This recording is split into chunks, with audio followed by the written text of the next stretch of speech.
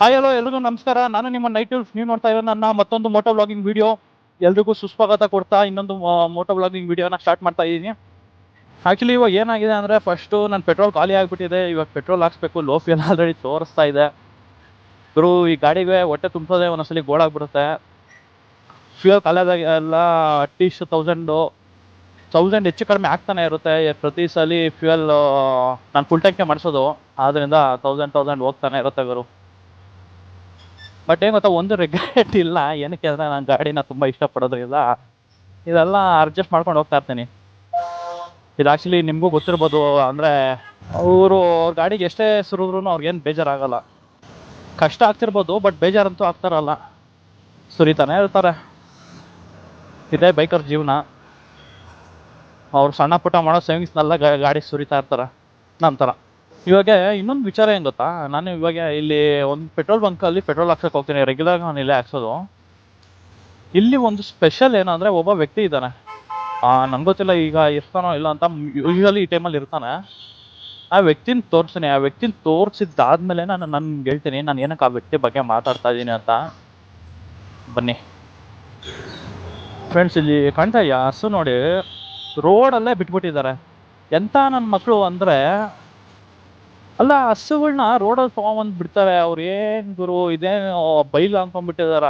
ಹುಲ್ಲು ಅದು ಇದು ಮೇಯ್ಕೊಂಡು ಆರಾಮಾಗಿ ಓಡಾಡ್ಕೊಂಡಿರ್ತಾನೆ, ಅದಕ್ಕೆ ರೋಡಲ್ಲಿ ಬಿಟ್ಬಿಡ್ತಾರೆ. ಅದೇನು ಗೊತ್ತಾ, ಪ್ರಾಣಿಗಳಿಗೂ ಡೇಂಜರು, ನಮಗೂ ಡೇಂಜರು. ಸಡನ್ನಾಗಿ ಅಡ್ಡ ಬರ್ತವೆ, ಇಲ್ಲ ಅವು ಗಾಬರಿಯಾಗಿ ಎಲ್ಲೋ ಹೋಗ್ತವೆ. ನಮ್ಮದು ತಪ್ಪನ್ನಕ್ಕಾಗಲ್ಲ, ಹೌದು ತಪ್ಪನ್ನಕ್ಕಾಗಲ್ಲ. ಬಟ್ ಇವು ಮಿಡಲಲ್ಲಿ ಬಿಟ್ಟು ಹೊಲ್ಟೋಗ್ತಾರಲ್ಲ, ಅದೇನು ನೋಡ್ಕೊಳ್ತಾರೋ ಇವ್ರಿಗೆ. ಏನಕ್ಕೆ ಬೇಕು ಇವ್ರಿಗೆ ನೋಡ್ಕೊಳಕ್ಕಾಗಲ್ಲ ಅಂದರೆ. ನೋಡಿ, HP ಪೆಟ್ರೋಲ್ ಬಂಕು ಇದು. ಕೇರ್ಪುರದಲ್ಲಿರೋ HP ಪೆಟ್ರೋಲ್ ಬಂಕು. ಬನ್ನಿ, ಪೆಟ್ರೋಲ್ ಹಾಕ್ಸಿದಾದ್ಮೇಲೆ ನಾನು ಹೇಳ್ತೀನಿ ಯಾವ ವ್ಯಕ್ತಿ ಬಗ್ಗೆ ಮಾತಾಡ್ತಿದ್ದೆ ಅಂತ. ಮೋಸ್ಟ್ಲಿ ಇದ್ದಂಗಿಲ್ಲ ಗುರು. ಸಾಕ್ಬಿಡಿ.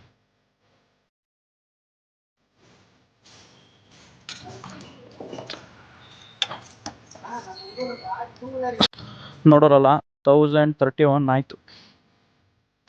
1000 ರೂಪಾಯಿ ಮುಗೀತು ಫ್ರೆಂಡ್ಸ್. ನನ್ನ ಹಾಟ್ ಬೇಗ ಹೊಟ್ಟೆ ತುಂಬಿಸೋದಕ್ಕೆ 1031 ಆಯಿತು. ಆ 1031 ನನಗೆ 31 ರೂಪಾಯಿ ಕೊಟ್ಟರು ಸಾಕು. ನಾನು ಹೊಟ್ಟೆ ತುಂಬಿಸ್ಕೊಂಡು ಒಂದು ಚಾಕ್ಲೇಟ್ ತಿನ್ಕೊಳ್ತೀನಿ. ಇದಕ್ಕೆ ಮಾತ್ರ 1000 ರೂಪಾಯಿ ಹಾಕ್ಸ್ಲೇಬೇಕು. ಸಾರಿ ಫ್ರೆಂಡ್ಸ್, ನಿಮಗೆ ಒಬ್ಬ ವ್ಯಕ್ತಿನ ತೋರಿಸ್ತೀನಿ ನನ್ನಲ್ಲ. ಆ ವ್ಯಕ್ತಿ ಆ್ಯಕ್ಚುಲಿ ಇಲ್ಲಿಲ್ಲ. ಯೂಶ್ವಲಿ ಇಲ್ಲೇ ಏರ್ ಹಿಡಿತಾ ಇರ್ತಾನೆ ಆ ವ್ಯಕ್ತಿ. ಆ ವ್ಯಕ್ತಿ ಏನು ಅಂದರೆ, ಇದು ಏರ್ ಹಿಡಿಸಿದಾದ್ಮೇಲೆ ಮುಂದೆ ಕೇಳ್ತೀನಿ. ಫ್ರೆಂಡ್ಸ್, ಏರ್ ಹಿಡಿಸಿದಾಯ್ತು. ನಾನು ಆ ವ್ಯಕ್ತಿ ಬಗ್ಗೆ ಹೇಳ್ತಿದ್ನಲ್ಲ, ಆ ವ್ಯಕ್ತಿ ಎಷ್ಟು ಅಕ್ಷರ ನಾನು ಕೇಳೇ ಇಲ್ಲ. ಇಲ್ಲೇ ಇದೆ ನೋಡಿ.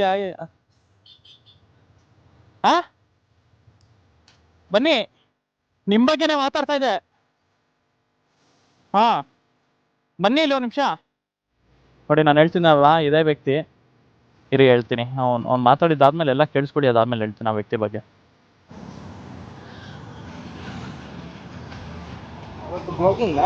ಹೌದು, ವಿಡಿಯೋ ಆಲ್ರೆಡಿ ರೆಕಾರ್ಡ್ ಐತೆ.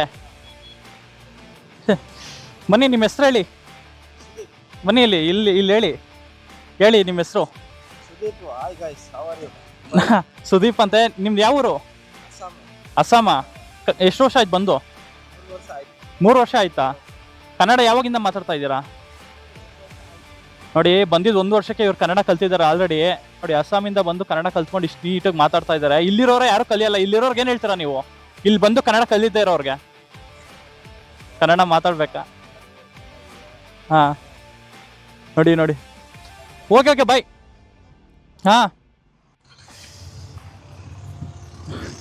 ನೋಡಿರಲ್ಲ ಫ್ರೆಂಡ್ಸ್, ನಾನು ಸುದೀಪ್ನೇ ಮೀಟ್ ಮಾಡಿಸ್ಬೇಕು ಅಂತಿದ್ದು. ಅವ್ರ ಹೆಸರು ಸುದೀಪ್ ಅಂತ. ನಾನು ಇವತ್ತೇ ಕೇಳಿದ್ದು. ನೋಡಿ, ಅವರು ಅಸ್ಸಾಮಿಂದ ಬಂದಿರೋದು. ಅವ್ರು ಬಂದು 3 ವರ್ಷ ಆಗಿದೆ ಆಲ್ರೆಡಿ. ಅದರಲ್ಲಿ 2 ವರ್ಷದ ಹಿಂದೆಯಿಂದನೇ ಅವ್ರು ಕನ್ನಡ ಕಲ್ತ್ಬಿಟ್ಟಿದ್ದಾರೆ. ಅಟ್ಲೀಸ್ಟ್ ಅವರು 1 ವರ್ಷದ ಒಳಗಡೆ ಕನ್ನಡ ಕಲ್ತ್ಕೊಂಡು ನೀಟಾಗಿ ಮಾತಾಡ್ಕೊಂಡು ನೋಡಿ. ಅವ್ರು ಯಾರು ಹೇಳೂ ಇಲ್ಲ ಅಂತ ಕನ್ನಡ ಕಲೀರಿ ಅದು ಇದು ಅಂತ. ಬಟ್ ಅವರು ಕನ್ನಡ ಕಲ್ತ್ಕೊಂಡು ನೀಟಾಗಿ. ನಾನು ಮಾತಾಡ್ಸಿದಾಗೂ ನನಗೆ ಡೌಟ್ ಬಂತು, ಇವನು ಹಿಂದಿಯವನಿದ್ದಾನಲ್ಲ ಅಂತ. ಸ್ಟಾರ್ಟಿಂಗಲ್ಲಿ ಮಾತಾಡ್ಸ್ತಾ ಏನಣ್ಣ ಚೆನ್ನಾಗಿದ್ಯಾ ಅದು ಇದು ಅಂತ ಅವನೇ ಒಂದು 2 ಸಲ ನೋಟಿಸ್ ಮಾಡ್ಕೊಂಡು ನಾನು ಯಾವಾಗಲೂ ಡ್ಯೂಕ್ 390 ಓಡಾಡ್ತಿದ್ದೆ. ಬಟ್ ಅವಾಗೆಲ್ಲ ವ್ಲಾಗಿಂಗ್ ಮಾಡ್ತಾರಿಲ್ಲ.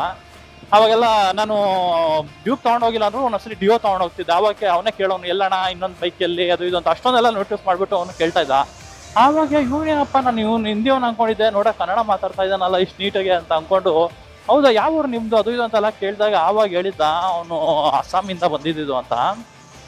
ನೋಡಿ, ಇದೊಂದು ಸಖತ್ ಖುಷಿ ಆಗುತ್ತೆ. ಅವ್ರಿಗೂ ಕನ್ನಡ ಎಲ್ಲ ಕಲ್ತ್ಕೊಂಡು ಈ ಥರ ನೀಟಾಗಿ ಮಾತಾಡ್ಕೊಂಡು ಕೆಲಸ ಮಾಡ್ಕೊಂಡು ಹೋಗ್ತಾ ಇದ್ರೆ ನಮಗೂ ಒಂದು ಖುಷಿ ಆಗುತ್ತೆ. ನನ್ನ ಏನಕ್ಕೆ ಇವಾಗ ಅವ್ನ ಬಗ್ಗೆನೇ ಮಾತಾಡ್ಬಿಟ್ಟು ನಿಲ್ಸಿ ನೋಡಿದ್ರೆ ಅಂದರೆ ಬರೀ ಕಂಟೆಂಟ್ಗೋಸ್ಕರ ಅಲ್ಲ, ಆ್ಯಕ್ಚುಲಿ ಇದರಿಂದ ಒಂದು ಇನ್ಫಾರ್ಮೇಷನ್ ಕೊಡಬೇಕಿತ್ತು. ಏನು ಅಂದರೆ ಎಷ್ಟೋ ಜನ ಎಲ್ಲಿಂದನೋ ಬಂದು ಬರೀ 3 ವರ್ಷ 4 ವರ್ಷ ಅಲ್ಲ ಗುರು, 5 6 8 ವರ್ಷ ಬಂದ್ರೂ ಅವ್ರು ಕನ್ನಡ ಕಲಿಯೋದೇ ಇಲ್ಲ. ಅದು ಏನಕ್ಕೆ ಕಲಿಯೋದಿಲ್ಲ ಅಂತ ಅರ್ಥ ಆಗಲ್ಲ.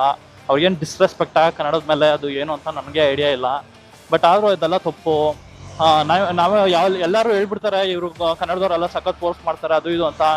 ಅದು ನಿಮ್ಮ ತಪ್ಪು ಒಪಿನಿಯನು. ನೀವು ಅದನ್ನು ಮಾಡಿಕೊಟ್ಟಿರೋ ಏನೋ ಸಿಚುವೇಶನ್ ಅಷ್ಟೇ. ನೀವು ಅದನ್ನು ಅಂದರೆ ಯಾರು ನಿಮಗೆ ಫೋರ್ಸ್ ಮಾಡೋಕ್ಕಿಂತ ಮುಂಚೆ ನೀವೇ ಅದನ್ನು ಕಲ್ತ್ಕೊಂಡು ಹೋಗಿದ್ದೀರ. ನೀವೇನು ಕನ್ನಡ ಪ್ರೊಫೆಸರ್ ಥರ ಮಾತಾಡಬೇಕು ಅಂತ ಏನಿಲ್ಲ. ಅಟ್ಲೀಸ್ಟು ಒಂದು ಸ್ವಲ್ಪ ಬೇಸಿಕ್ ಆಗಿ ಮಾತಾಡಿ. ಅದೇನು ಎಲ್ಲ ಬೇರೆ ಬೇರೆ ಲ್ಯಾಂಗ್ವೇಜ್ನ ನಿಮ್ಮ ಲ್ಯಾಂಗ್ವೇಜಲ್ಲೇ ಡಾಮಿನೆನ್ಸ್ ಮಾಡೋದು ಬರಬೇಡಿ. ಕನ್ನಡದವರು ವಿಶಾಲ ಹೃದಯದವರು ಹಂಗಂತ ಅದನ್ನು ಮಿಸ್ಯೂಸ್ ಮಾಡ್ಕೊಳಕ್ಕೆ ಹೋಗ್ಬೇಡಿ. ನೋಡಿ, ಈ ಥರ ಕನ್ನಡ ಕಲಿತಾರಲ್ಲ, ಅವ್ರು ಕನ್ನಡ ಕಲಿಯೋರು ನೋಡಿದ್ರೆ ಖುಷಿನೇ ಆಗುತ್ತೆ. ಈ ಎಷ್ಟೋ ತುಂಬ ವರ್ಷದಿಂದ ಇದ್ದೂ ಅವ್ರು ಮಾತಾಡ್ತಾ ಇರೋ ಅವ್ರು ನೋಡಿದ್ರೆ ಬೇಜಾರಾಗುತ್ತೆ. ನೀವು ನಮ್ಮನ್ನ ಅಂದ್ಕೊಳ್ಬೋದು ನಾವೆಲ್ಲ ರೂಡು ಅದು ಇದು ಸರಿ ಇಲ್ಲ ಅಂತ. ಹಂಗೆ ಅದು ಮ್ಯಾಟರ್ ಆಗಲ್ಲ ಗುರು. ನೀವು ಕಲಿಬೇಕಿರೋದು ಇದು ನಿಮ್ಮ ಜವಾಬ್ದಾರಿ ಆಗ್ಬಿಟ್ಟಿದೆ ಇವಾಗ. ಯಾಕಂದರೆ ನೀವು ಆ ಥರ ಸಿಚುವೇಶನ್ ತಂದು ಇಟ್ಕೊಂಡ್ಬಿಟ್ಟಿದ್ದೀರಾ. ನಾನೇ ನಿಮ್ಮನ್ನ ಪರ್ಸ್ನಲಾಗಿ ಯಾರನ್ನೂ ಏಟ್ ಮಾಡಲ್ಲ, ಯಾಕಂದರೆ ನಾನು ಯಾರನ್ನೂ ಏಟ್ ಮಾಡೋದಕ್ಕೆ ಬಂದಿಲ್ಲ ಇಲ್ಲಿ. ನನಗೂ ತುಂಬ ಬೇರೆ ಬೇರೆ ಏನೋ ಸ್ಟೇಟ್ ಅವರಾಗಲಿ, ಯಾಕಂದರೆ ನಾನು ಗೇಮ್ಸ್ ಆಡೋದ್ರಿಂದ ಅದರಿಂದ ನನಗೆ ತುಂಬ ಬೇರೆ ಬೇರೆ ಸ್ಟೇಟು ಲ್ಯಾಂಗ್ವೇಜ್ ಅವರೆಲ್ಲ, ಬರೀ ಬೇರೆ ಸ್ಟೇಟ್ ಅಂತಲ್ಲ, ಬೇರೆ ದೇಶದ ಫ್ರೆಂಡ್ಸ್ ಅವರೆಲ್ಲ ಇದ್ದಾರೆ. ಹಂಗಂತ ಅವರೆಲ್ಲರೂ ನಾನೇನು ಏಟ್ ಮಾಡ್ಕೊಂಬರಲ್ಲ. ಅವರೆಲ್ಲರೂ ನಂಗೆ ಸಖತ್ ಕ್ಲೋಸ್ ಫ್ರೆಂಡ್ಸೇ. ಬಟ್ ಒಂದೇನು ಹೇಳಂದರೆ ಅದೇ, ನೀವು ಇಲ್ಲಿದ್ದಾಗೆ ಎಸ್ಪೆಷಲಿ ನೀವು ಬೇರೆ ಕಡೆ ಎಲ್ಲ ಇದ್ಕೊಂಡು ಕನ್ನಡ ಕಲಿ ಅಂತ ನಾವು ಚಾನ್ಸೇ ಇಲ್ಲ. ನಾನು ಅದನ್ನು ಹೇಳೋದೇ ಇಲ್ಲ. ಅದು ತಪ್ಪು. ನಾವು ಹೇಳೋದು ಕೂಡ ಅದು ತಪ್ಪಾಗುತ್ತೆ. ಅಟ್ಲೀಸ್ಟ್ ನೀವು ಇಲ್ಲಿ ಬಂದಾಗೆ ಇಲ್ಲೇ ನೀವು ಉಳ್ಕೊಳ್ತೀರಾ, ಇಲ್ಲೇ ನೀವು ಕೆಲಸ ಮಾಡ್ತೀರಾ, ತುಂಬ ವರ್ಷಗಳಿಂದ ಇಲ್ಲೇ ಇರಬೇಕಾಗುತ್ತೆ ಅನ್ನೋ ಥರ ಇದ್ದಾಗೆ ನೀವು ಕಲಿಯೋದ್ರಲ್ಲಿ ಏನು ತಪ್ಪಿದೆ? ನಾನು ಅಷ್ಟೇ ಕೇಳೋದು. ನೋಡಿ, ನಾವು ಬರೀ ಕನ್ನಡ ಈ ಥರ ಕೋರ್ಸ್ ಮಾಡ್ತೀವಿ ಅದು ಇದು ಅಂತಲ್ಲ, ನಮ್ಮ ಪರ್ಸ್ನಲ್ ಒಪಿನಿಯನು ಇಲ್ಲ. ನಾವಿದ್ರೂ ಏನು ಮಾಡ್ತಿದ್ದೀವಿ ಅಂತಲೂ ಹೇಳ್ತೀನಿ. ನನ್ನ ಪರ್ಸ್ನಲಾಗಿ ನಾನು ಏನು ಮಾಡ್ತಿದ್ದೆ, ಬೇರೆ ಸ್ಟೇಟ್ಗೆ ಹೋಗಿದ್ರೆ ಅಂತಲೂ ಹೇಳ್ತೀನಿ. ಫಸ್ಟ್ ಆಫ್ ಆಲ್ ನಾನು ಇನ್ ಕೇಸ್ ನಾನು ಯಾವ ಸ್ಟೇಟ್ಗೂ ಹೋಗೋ ಐಡಿಯಾನೂ ಇಲ್ಲ, ಏನೂ ಇಲ್ಲ. ಯಾಕಂದರೆ ನಮ್ಮ ಸ್ಟೇಟಲ್ಲೇ, ನಮ್ಮ ಸಿಟಿಯಲ್ಲೇ ನಮಗೆ ತುಂಬ ಆಪರ್ಚುನಿಟಿ ಇದೆ ಎಲ್ಲ ಥರವಾಗಿ. ಸೊ ನಾವು ಬೇರೆ ಕಡೆ ಹೋಗ್ಬೇಕು ಅನ್ನೋ ಅವಶ್ಯಕತೆ ಅಂತೂ ಇಲ್ಲವೇ ಇಲ್ಲ.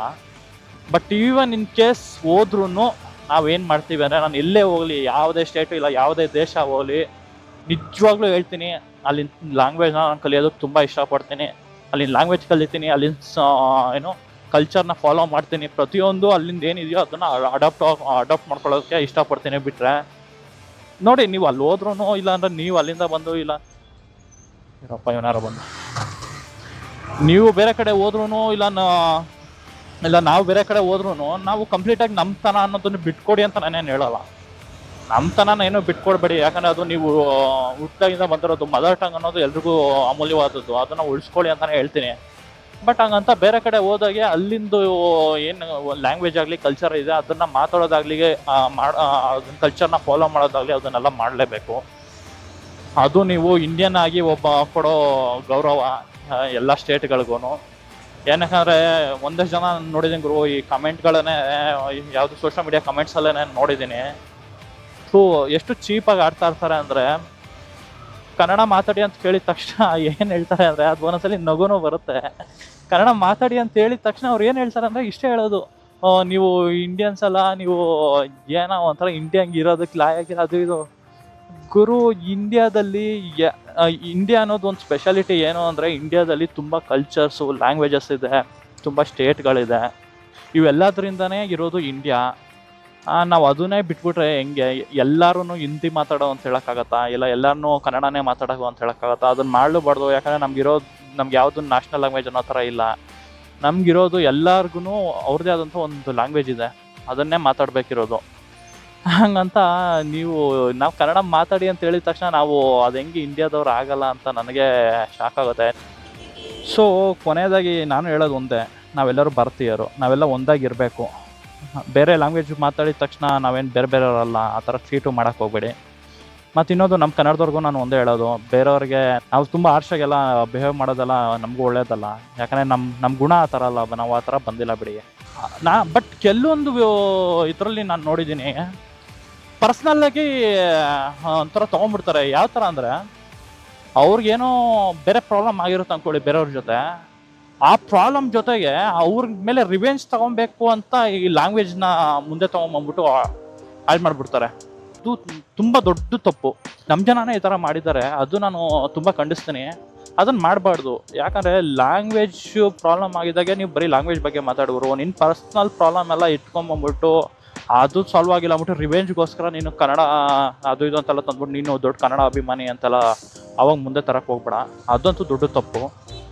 ಆ ಟೈಮಲ್ಲಿ ಆ ಥರದವರೆಲ್ಲ ಒಂದಷ್ಟು ಜನ ನೋಡಿದ್ದೀನಿ. ಒಂದಷ್ಟು ಜನ ಎಲ್ಲ ಬ್ಯಾಡಾಗಿ ಬಿಹೇವ್ ಮಾಡಿಬಿಟ್ಟು ಒಂಥರ ಕೆಟ್ಟಷ್ಟು ಬರೋ ಥರ ಮಾಡಿಬಿಟ್ಟಿದ್ದಾರೆ. ಎಷ್ಟೋ ಜನ ಬೇರೆಯವರೆಲ್ಲ ನಮ್ಮನ್ನ ಏನೋ ಕೋಪ ಮಾಡ್ಕೊಳ್ಳೋದು ನಮ್ಮ ಮೇಲೆ, ಇಲ್ಲಾಂದರೆ ಬೈಯೋದು ಎಲ್ಲ ಇಂಥವ್ರಿಂದಾನೆ.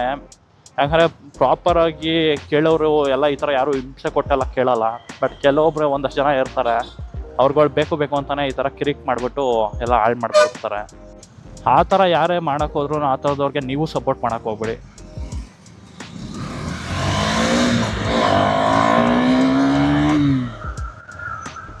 ವೆದರ್ ಒಂಥರ ಚೆನ್ನಾಗಿದೆ ಫ್ರೆಂಡ್ಸ್. ಆ ಆಟೋ ಮೇಲೆ ಏನಿದೆ ಓದಿ. ಬಡವ ಎಂದು ಚಿಂತಿಸಬೇಡ, ನಿನ್ನ ದುಡಿಮೆ ನಿಯತ್ತಾಗಿದ್ದರೆ ನೀನು ರಾಜನೇ. ದೇವರ ಹೆಸರಲ್ಲಿ ಉಪವಾಸ ಮಾಡುವುದು ಸಾಧನೆಯಲ್ಲ, ತಂದೆ ತಾಯಿ ಉಪವಾಸ ಇರದಂತೆ ನೋಡಿಕೊಳ್ಳುವುದೇ ಮಹಾ ಸಾಧನೆ. ಆಟೋದವರು ನಾನು ಆ್ಯಕ್ಚುಲಿ ಎಷ್ಟೊಂದು ಸಲ ನೋಡ್ತಾ ಇರ್ತೀನಿ, ಎಷ್ಟೊಂದು ಆಟೋದವರೆಲ್ಲ ಈ ಥರ ಲೈನ್ಸ್ ಹಾಕ್ಕೊಂಡು ಹೋಗ್ತಾ ಇರ್ತಾರೆ. ಕೆಲವೊಂದೆಲ್ಲ ಓದೋಕ್ಕೆ ಚೆನ್ನಾಗಿರುತ್ತೆ. ಒಬ್ಬೊಬ್ರು ಹಾಕ್ಕೊಂಡಿರ್ತಾರೆ, ಸ್ವಲ್ಪ ಜಾತ್ರೆ ಥರ ಹಾಕ್ಕೊಂಡಿರ್ತಾರೆ ಬಿಡಿ. ಕೆಲವೊಂದು ಚೆನ್ನಾಗಿರುತ್ತೆ. ನಿಮಗೂ ಈ ಥರ ಲೈನ್ ಯಾವ್ದು ನಿಮ್ಗೆ ಇಷ್ಟ ಆಗಿರೋ ಲೈನ್ ಯಾವುದಾದ್ರು ಇದ್ರೆ ಕಮೆಂಟ್ ಮಾಡಿ. ನೋಡೋದಲ್ಲ ಫ್ರೆಂಡ್ಸ್, ಇದು ಇವತ್ತಿನ ಮೋಟೋ ವ್ಲಾಗಿಂಗ್ ವಿಡಿಯೋ ಆಗಿತ್ತು. ಮತ್ತಷ್ಟು ಕಂಟೆಂಟ್ಸ್ಗೆ ವೆಯ್ಟ್ ಮಾಡ್ತಾ ಇರಿ ಅಂತ ಹೇಳ್ತಾ ಈ ವಿಡಿಯೋನ ಎಂಡ್ ಮಾಡಬೇಕಾಗುತ್ತೆ. ನಾನು ಯೂಟ್ಯೂಬ್ ಮತ್ತು ಫೇಸ್ಬುಕ್ ಪೇಜ್ನ ಇನ್ನೂ ಯಾರೂ ಫಾಲೋ ಮಾಡಿಲ್ಲ, ಸಬ್ಸ್ಕ್ರೈಬ್ ಮಾಡಿಲ್ಲ ಅಂದರೆ ದಯವಿಟ್ಟು ಫಾಲೋ ಮಾಡಿ, ಸಬ್ಸ್ಕ್ರೈಬ್ ಮಾಡ್ಕೊಳ್ಳಿ ಅಂತ ಹೇಳ್ತಾ ನಾನು ಬರೋ ಅಪ್ಕಮಿಂಗ್ ಎಲ್ಲ ವೀಡಿಯೋಸ್ಗೂ ಸಪೋರ್ಟ್ ಮಾಡಿ, ಮತ್ತು ಪ್ರತಿಯೊಂದು ವೀಡಿಯೋಗೂ ಲೈಕ್ ಮಾಡಿ, ಶೇರ್ ಮಾಡಿ, ಕಮೆಂಟ್ ಮಾಡಿ ಅಂತ ಹೇಳ್ತಾ ನಿಮ್ಮನ್ನ ಕೇಳ್ಕೊಳ್ತೀನಿ. ಈಗ ನಾನು ಸದ್ಯಕ್ಕೆ ವಿಡಿಯೋನ ಎಂಡ್ ಮಾಡಬೇಕಾಗುತ್ತೆ. ಇನ್ನೊಂದು ವಿಡಿಯೋದಲ್ಲಿ ಮತ್ತೊಮ್ಮೆ ಸಿಗೋಣ. ಸದ್ಯಕ್ಕೆ ಬಾಯ್.